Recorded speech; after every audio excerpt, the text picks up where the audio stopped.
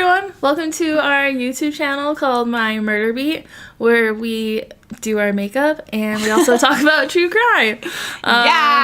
Which is a little weird if you think about it. But I mean, we can't be the only ones who like it's true two crime. Things we love. We love talking about cases it. and any kind of like new documentary that comes out. We love it.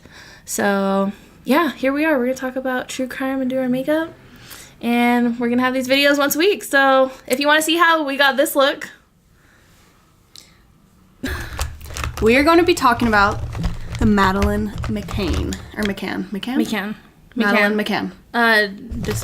Disappearance. Because it came up on Netflix and I was like, Sierra, let's do this because I have been following this case. Well, not really like actively, but like I've just known about this case. And like so obsessed with it because it's insane. And I actually had no idea about this case, so it's actually really interesting to like learn about the whole thing. They went to what was that place called? The Tapas or whatever. It's a restaurant right by their villa, so everything was pretty close. Yeah. Well, they were staying in a resort that had an apartment. Is that what it was? Yeah. Okay. So it was a resort that had like apartments and villas, and I think they were all staying in an apartment together. Okay, yeah. And then the tapas, but like restaurant. not the same room. Like there was like different rooms, but like So but I think like the same apartment. Though. Yeah. And so they had this scheduled where they would go and eat dinner at this restaurant around like 8 o'clock every night. They just kind of like planned it every night, and they would leave their kids to be sleeping in their rooms. And they had a system where they would check on them every 30 minutes, was it? 20 minutes. But they would only check on their own kids. Yeah. So, and I think like everyone had a partner, so there was like, both parents there was about, were there. I feel like there were about like, how many people were there? Like I think there were about 8 people. I was gonna say 8, yeah. So I think there were 4 couples. Yeah. So yeah, they go check on their kids every 20 minutes. Yeah. And they've been doing this for like 2-3 nights at this point. Mm-hmm. And then on the 3rd night though, Kate went to go check on her kids, and Madeleine was nowhere to be found. The twins were there sleeping in the same room, but she couldn't find Madeleine, so she ran out.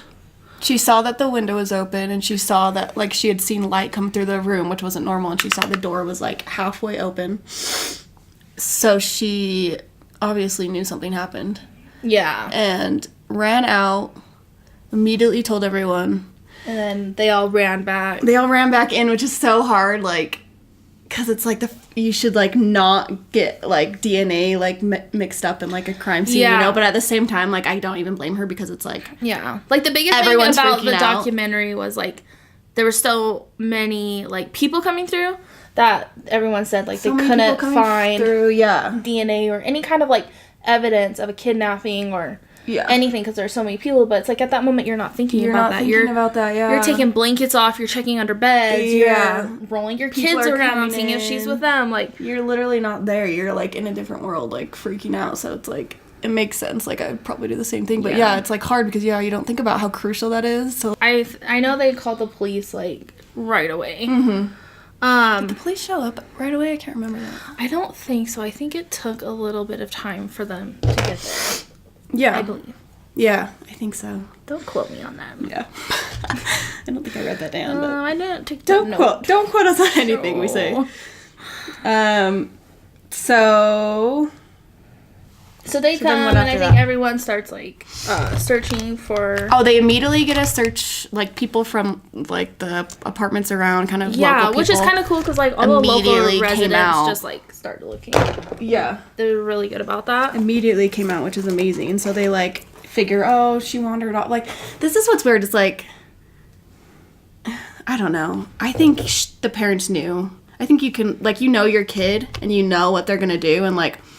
They probably knew right away, like, something was wrong. She didn't leave on her own, you know, like, because I feel like you would know, too, because... But it's almost like that's what you want, like, you kind of want, like, other people want you to think that, like, oh, she'll just be out wandering around, because it's kind of like you want that's the first thing you want. Like, oh, she's a 3-year-old, like, you don't want to, like, get the idea that, like, it was actually something worse, so, yeah, search team, like, kind of, they pretty much searched, like, a lot, like, for a long time, like all night. Like, and then I think the next day, her friend Jane, one of the couples. Oh yeah. Yep.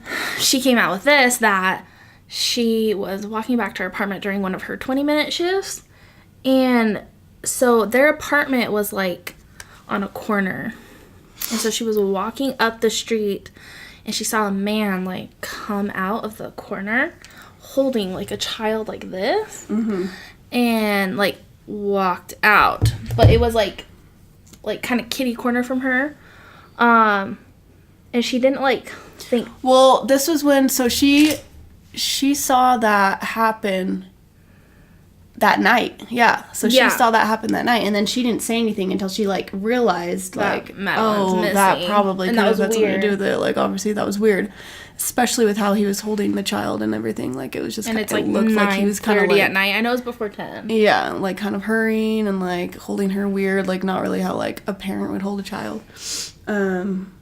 So the problem with that is they didn't, she couldn't see his face, and they didn't freaking check cars, how we were talking about. They didn't check cars until like 6 days after, was it? Yeah, so you find out that Spain's border is like an hour and a half away, and then Morocco, is like 2.5 hour boat ride away from where they're staying, which I guess Morocco and that kind of beach area is huge for like drug trafficking, human trafficking, gangs, everything. So they didn't close down any of the borders, and then like 6 days later they actually finally start checking cars at the border. 6 days. Yeah, but it's like if someone did take her, or who knows what happened, they'd be gone. They'd be gone. Probably 2 hours, right? They would have been gone that night. Yeah. So the whole time there's just all this like controversy between like Kate and her family and how the police of Portugal are handling it, and it's just like kind of poor police work. Yeah. They did. They definitely did a lot of things wrong. Like they weren't on top of anything. They weren't. Yeah, they weren't on top of anything. They didn't close off the borders. They should have known within the first 3 hours. That's the most crucial like time. Obviously, yeah, it's good that like that main detective or whatever, what was he, the chief of police or whatever? Yeah. It's good that like question the parents. Like, that's good. It's like usually it is the parents, you know, like that's great that he did, but it's like it's almost like he just couldn't let it go. Like that's what the problem was. He started questioning the parents, and it was like a long time after, like almost 2 months later. Yeah. They start questioning the parents that they're involved, and they bring in a cadaver dog who basically can sniff out corpse, and they bring in like this was the turning point. With the dogs that came. This was like his. So before this, basically they had no information on Madeleine. No one except for that guy that Jane had saw. Yeah, so that was really it. So they bring in a cadaver dog into the apartment they stayed at, and this was literally like I want to say it was almost like 70 days later. It was so much later. And they bring in like a bloodhound to, see if they can find any evidence of Madeleine. But so the dogs end up both like pulling out, like both spotting like the same area together. But there was like no DNA evidence. Yeah. And the Portugal police was like, we found stuff. Like, we're sending it out to the labs. Yeah. Test it for DNA, all this stuff. Well, it seems like this, like he had his, like this guy's stubborn. Like he had his mind made up. Like the second those dogs came in, like we found blood, we found a cadaver scent. Like it's you guys. Like it seemed like that's. Well, and then there was one of the, I think she was a journalist on the documentary, was just like, they said that they wouldn't mix up the smell for, like, rotten food or anything like that. And you have to keep in mind, this is not their actual home. It's not like they bought this home and they've been living there. Like, this was, like, an apartment, right? So it's, like, weren't other people staying there? So weren't there so many other different things, like, so much other DNA and things that could have happened? So they basically slander them in the newspaper, saying they have something. They bring in Kate for questioning for, like, I think, like, 11 hours. She never confesses anything, and they actually give her like a plea deal, but she never admits to anything. Yep. And that's why it's so frustrating, because it's almost at that point it's like, okay, they just need, like, for the public, like usually this is so common with cases, is like they need a face to the case, like they need the public to blame someone, so like they can get over with it, like get over and done with. And so then like, and then after that, the evidence, the DNA came back and was inconclusive because it was just like basically could have been scraps like anyone they were like putting together. Because it was DNA of like their whole family. So it's like obviously Madeleine is like her mom and her dad. It's like it could have been anyone. Like their whole family had been using the car. They said like even like. I think it was the mom's sister and stuff. Like, so many people have been in and out. It's like, how can that be? That's not, like, valid at all. Yeah. Oh, another person, though, they thought it was this, you remember Robert Murat? So, Robert, So, there was this guy who was helping them initially. He was a local, right? Yeah, he was a local. He started translating for them to speak, to the Portugal police. And, at one point, they started thinking it's him. Like, because he's really invested. It's like, why is he so involved? Like, because why with other is he cases, talking to the press and stuff. With other cases, they have found that, like, the person who helps them is it's the person that did it. Yeah, because they want to come back to the crime scene. And tries to like act like they're so involved. Yeah, and like helpful, but really, which makes sense. That's good. Like, I'm glad they like did that for sure. It's like you gotta have every possibility, but. Well, yeah, so they start looking at him, and what's the crazy thing is that he said that they were trying to get a search warrant, and during the time they were trying to get a search warrant, they basically threw him in a car and, like, drove around for hours. So aggressive. And then they got the search warrant, and then they went into his house. And then they basically just started, like, digging up his yard and stuff. Yeah. So, basically, he had nothing to do with it. Like, they couldn't find anything. Yeah, no evidence. And then they thought it was this guy. So Robert Murat was like trying to produce like a website. He hired someone on, right? Yeah, he hired some like person who works for himself to contract a website for him. And so they thought this guy, what was his name? He was from Russia. That wasn't Malik. I don't know.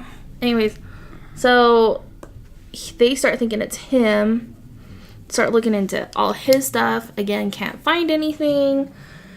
And so they like took all of his like hard drives, right? Yeah, and it was like his clients' hard drives too. Yeah. So, and they were like, oh, he's like not admitting what's on there, and he's like, I can't, like, I'll get sued because I have like all of my client stuff on there. He's like, I don't know, like, what could be on there, and like they could get like sue me for that. So like they took that as he was being like really weird and like hiding something, but it wasn't like anything like it wasn't anything that was like vital, like that was incriminating or anything. So basically that trail goes cold because they can't find anything on Robert or the IT guy. I just realized I'm like doing the same eye look as you. I'm gonna do a smoky halo eye. Are you doing that? I like started to do that. It's okay. It looks exactly the same. They went back home, and then that millionaire dude started taking on the case. So I think his name was Brian. Yeah. No. Don't quote me on that. Kennedy or something. His last name was like Kennedy. Brian Kennedy, I think, right? Yeah. So Brian Kennedy gets involved. He's just like this multi-millionaire dude who just like he's like, let me give you all this money and was like, let's find your daughter. And just kind of like spoke to him like he just got like emotionally involved in it and just wanted to help. And what happened after that? Should we see if this is still recording? Does it not tell us? I'm assuming it will stop. It would, because when you did it on here. Oh, you're right, it did. Okay, I just want to make sure. I don't want to be talking for like my food's coming. Should I stop it? Yeah, go ahead and stop the record button. Like, click the record button. I think it's here. Oh my gosh, I'm gonna answer the door like this. My one eye. You look great. Love it. Love it. There's this guy that starts working with Brian. Was that his name? Brian Kennedy. That's the only name I remember. I feel like that's not his full name, but... Really? What do you mean? I don't know. I don't know. Like a middle name? No, I mean, like, I think Kennedy might be another person. Oh, why am I thinking But I actually don't know at all, so I don't know why I'm correcting you. So, we don't know anything. We're just kind of talking. So he obviously... So he hires all these other guys to help him. This one dude starts looking into the dark web to see what he can find. What I was going to say is he's like... special, like, secret agent, like, top dude. Like, what was the thing called, like, M3 or something like that? it's like the FBI kind of, right? Do you remember that? How they were talking about that? How that's where that guy came from like the M3 like FBI place? Nope. You don't remember that?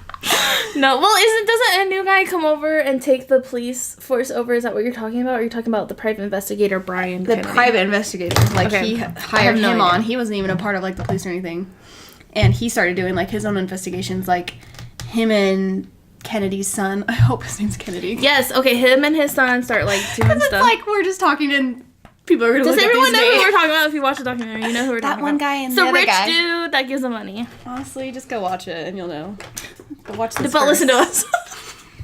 Watch us. So yeah, him and his. Okay, so that private investigator takes like the millionaire's son, and they like go on these like stakeouts, right? Is that what it's called? Yeah, stakeouts, to where they like have leads of people, and they're actually like following up on things that people have like called in, and actually like because they set up a hotline. Yeah, and it's like they finally freaking investigate people that are, you know, actual suspects that they weren't even looking into before.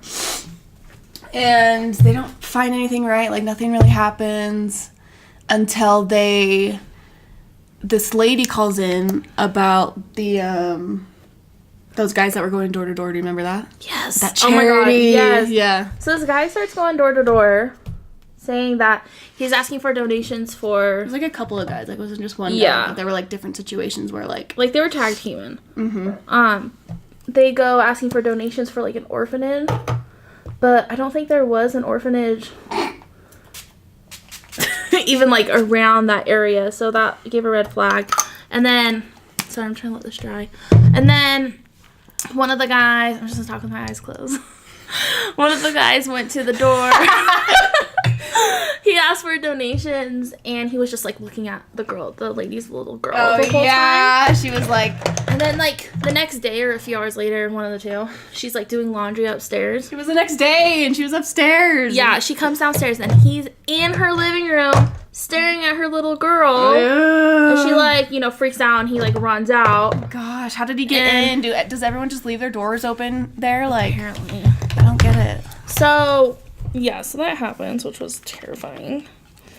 Oh my God, I have none of this left. Like, there's nothing in here. Gotta make it do. Gotta make it do. we gotta make this work. So that happens. They start looking into it, and then you find out there's like a bunch of They didn't even find the guy though. Yeah. Did they? No. But there's like a bunch of dudes who are like doing this like scam. And they're clearly looking for, like, little kids. And they're like, no, they looked into the orphanage, and there wasn't even an orphanage. Yeah, there wasn't, like, an orphanage. Yeah, it's an orphanage around somewhere. And they, like, don't even... This is me trying to squeeze out my foundation. Oh, my God. What foundation is it? None left. It's the Tarte Amazonian Clay Foundation. Oh. It's, like, all Do you always use that? What? Do you always use that one? I use this one or the Makeup Forever one. The Ultra HD one I really, really like, too. Because that one, like, looks like your skin. This one I like because it's like all natural and it's pretty high coverage. This is pissed at me. But now I'm like making a mess with my fingers right now. This isn't how I usually put my foundation on. Alright, this is what I'm about to do.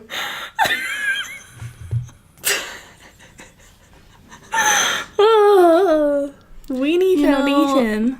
They find out that charity's fake, and so they're like, oh, okay. Pedophiles just walking around. Yeah. And then they start looking into other people, and this one guy calls, and he's like an owner of a bakery or something. And this is like all happening 6 years later. All of this, okay. So the charity thing happened, the fake charity with those guys happened during the time, and then also during the time, there were incidences of sexual assault or incidences of like break-ins with like these guys breaking into... I think it was just one guy. He would break into these homes with like little girls. Yeah, and it was like around the area where like Madeleine was taken. Yeah. And he would like basically go in their room and like sleep with them and like have like a mask on. Do stuff. And she was like, "Are you my daddy?" And he's like, "Yeah." I'm like, and she's like, "No, you're not my daddy." And she's like, "Bitch, get the hell out of here." And so that happened around the time Madeleine was taken. Nobody did anything about it. Nobody even, like, questioned him, like, even, like, looked into that more. Well, that's when the Portugal police was, like, doing the case and, like, didn't even look into that. We didn't look into it. They just wanted to blame it on the parents. That's literally all. So this petty dude's going around. I say petty as in pedophile. Sorry. I should probably say petty. pedophile. This petty dude. It works. Yeah, so he's going around being nasty.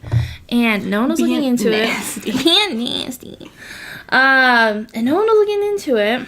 And then, as she gets taken, like... Yeah. And, like, this, I think, came about a long time after as well. And then, so this bakery dude was on his way the night that Madeleine went missing. He was on his way to open up, like, his bakery shop. And it was, like, 6 o'clock in the morning, so it's, like, pitch black.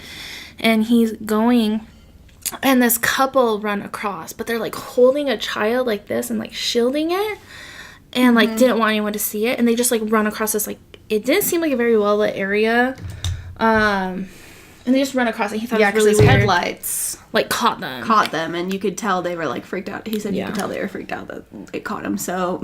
That's, like, a huge thing. Yeah, and he actually called it into the police, but no one actually looked into it. No one looked into it. Everyone's like, oh, whatever. But it's like, that's the night she went missing. And then they, like, figured that out, like, 6 years later again or something. Like, oh, they had another call-in. So many things that could have led to something so quickly. It's like, you just, it's literally all about time, like, obviously. I'm just trying to think. Okay, so during all this investigation and all the stuff with these private investigators, the Brian Kennedy dude, there's this girl who goes missing who's, like, I think 8 years old, and can't find her, really mysterious. Same thing like Madeleine. So then the police start looking into it, and the parents are like, they end up finding it was, like, the parents who did it. And they said they, like, stuffed her in, like, a refrigerator. Well, yeah, so they were, like, denying it, and then finally... the uncle. It was the uncle. The uncle and the mom finally said that he confessed or whatever, and they, like, chopped her body up and put it in a freezer. Yeah. And then so that's all this weird stuff didn't add up either, though. Yeah, so they were, like, that's when they were trying to connect it to Madeleine. So, yeah, this girl goes missing. To find out, the uncle ends up admitting that he sold her because he was, like, a drug addict, and I guess that was a huge thing that was a huge Portugal. Step forward, too, for them, because it's, like, then they started looking into the whole crime, or, like, organized crime and, like, all those groups and stuff. Yeah. And so, but, like, I don't know if that was ever really confirmed that he really did that, but it just kind of, like, everything makes sense and adds up. And then, so you find this out all later, so it really just seems like it's, like, straight up just human trafficking. Like, all these, like, people are hanging around Portugal trying to, like, kidnap all these little kids, and then they, like, find out that that's the spot, like, through Portugal, like, and through, like, Morocco, like, where they do not only, like, oh my gosh.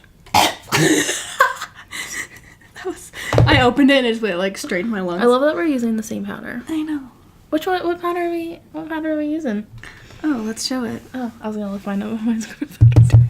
I know, and the lip, it gets everywhere. Oh, look at that. Hand. Airspun. By who? I don't know. It's best up. Cody. And it's cheap. Yep.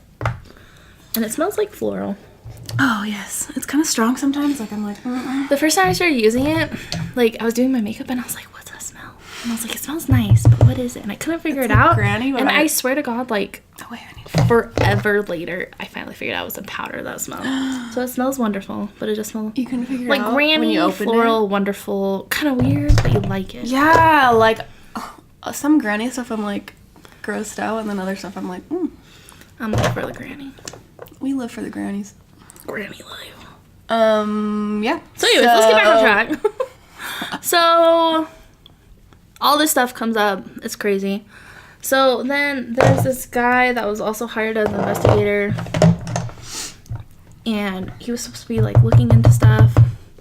And to find out he, like, never was. Oh, yeah, that dude. It's super sad. It was, like, 8 months later, you find out this dude's, like, a fraud. He totally took advantage of the McCanns. And, little bitch. Yeah, that was sad.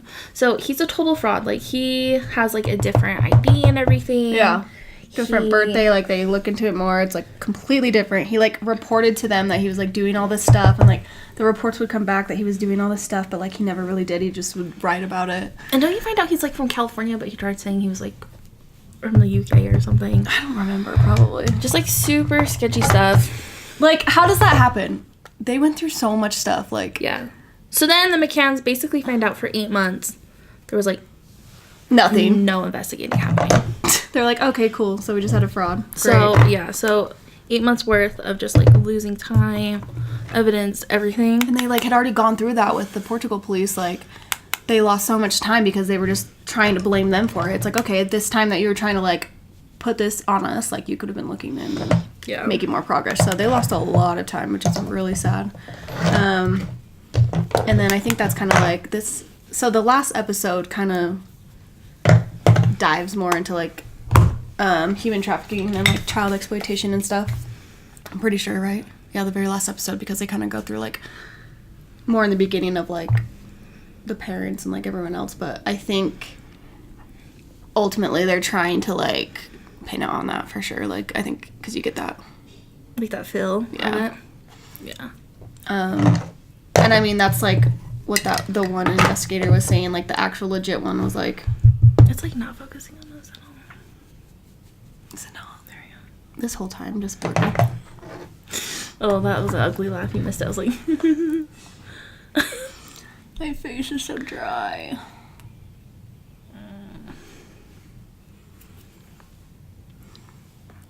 So, it's just so hard because there's so many places it goes, and there's, like, no freaking evidence. I have some notes. I didn't save all my notes, but I have some.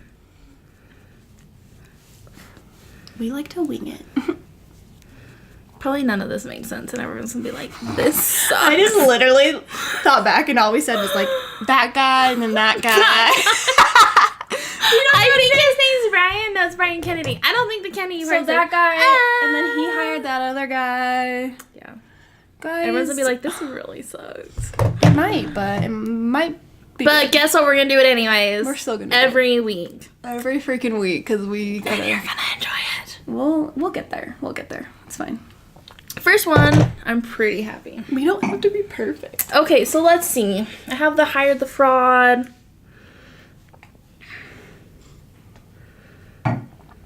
So we pretty much are on the last episode where... Here's one we didn't talk about. The woman in Barcelona. So during the whole, like, 6 years later, looking up stuff, investigating part where, like, we talked about the baker who saw the couple and stuff. There's this woman in Barcelona. Okay, hold on.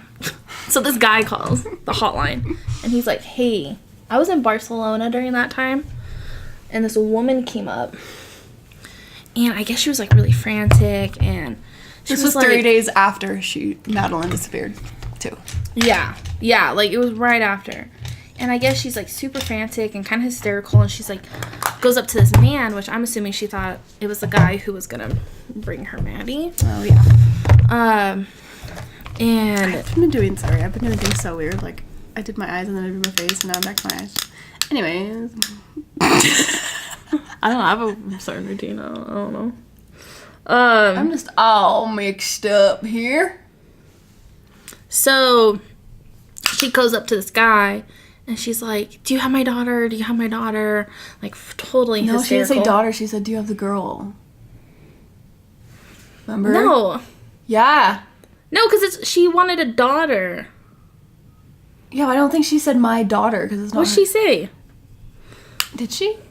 Let's play the episode. I mean, yeah, I guess that makes sense because she's, like, paying, because, like, people, like, that's happened, like, women that have babies, like, pay to, like, get a baby. Get a baby. So what does she, okay, so if I thought she said, do you have the, okay, no, that makes sense, sorry, never mind. I'm pretty sure she says, do you have my daughter? Yeah, that makes sense, never mind. And then. I thought she said, do you have the little girl or something, never mind, but, yeah, that makes more sense. Because if she paid to get her stolen, yeah. Yeah. But don't they look into it, and don't they find out she was, like, always wanting a kid or something, like, or, like, the locals knew who this woman was. Something weird. Someone knew who this woman was. Yeah. and said, oh, she's been wanting a kid for a long time, and all this stuff. So they're kind that of like, links back to the couple carrying her. Yes. Or I guess it doesn't matter. It doesn't matter if it's a couple because anybody could have just taken her and then like. But it would kind of like make sense. Yeah. And then so I guess people know who this woman is. She's trying to look for, you know, she always wanted to have a kid. And then I guess they do a composite sketch of her, and they're trying to find her, but I don't think they ever found her. Or it just went like cold, yeah. Because it had to have, because like nothing came of it. But yeah, so there was all those little weird things, like the couple carrying a little girl. Yeah, so at this point, wondering where her daughter is. So at this point, the investigators are thinking, okay, she's obviously sold either for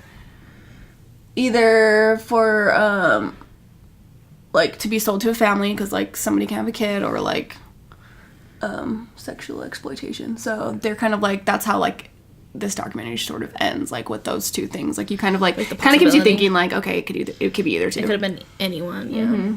But it also could have been someone sadly just kidnapped her and I know. See, that's what's insane. You don't know. But actually, yeah, I wanted to point this out. They pointed out that like they're pretty sure it was like an organized crime because it's like they've had that issue there before Portugal before, right? Like they've had like that was an issue, and like they knew when the parents would come and check on the kids, like they literally watched like they had to come to the conclusion where like somebody was watching them for sure. And it's like they don't think it could have been done alone, like they think it was like an organized like crime for sure. So there's definitely more evidence that it points to that. But I mean, yeah, it could have just been like, I don't know. It's freaking insane. It really could have just been like a random thing, or like, yeah. Should we finish our makeup and then talk about theories after? Yeah. Okay, so we're going to finish our makeup and we'll be back. So Madeleine McCann is still missing to this day. She went missing May 3rd, 2007. Family is still looking for her. You know, any clues or leads or anything helps. So, should we talk about our theories? Yeah. What's yours? I think we're on the same page. I think we're on the same page. I think she was kidnapped for human trafficking. Yeah. Sadly. Yeah. I just think the area it was in, everything kind of leading up to it, I think that's what happened. Mm-hmm. Me too. Yeah.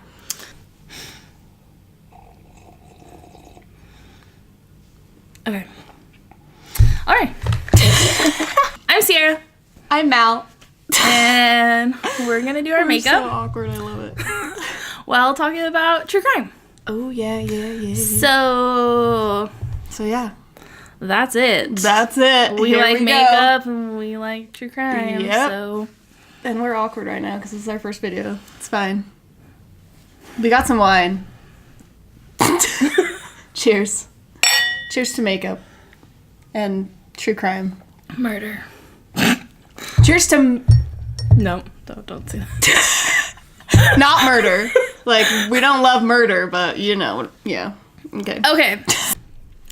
Hi. Why is this so hard?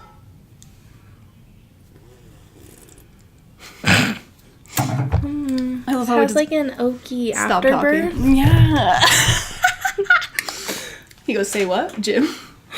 An oaky afterbirth. This is a red wine. This is a red? With an oaky afterbirth. Oaky afterbirth, that's the best. Wait, do you watch Parks and Rec? No. Damn you. I never got into it. I know, everyone tells me, they're like, you love The Office, you should watch this. And I tried watching like an episode, but I wasn't really committed. No, you'll love April. She's the best. So, I had someone tell me one time, that's Amy Palmer, right? Or whatever her name is. No, that's Leslie. Oh. Someone legitimately told me that they're like, you remind me of Leslie. Really? Yeah. Like, why? I don't know. Because she's like crazy.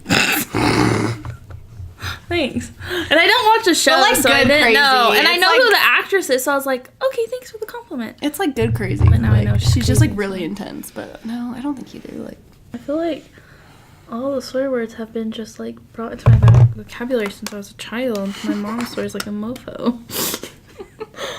She would.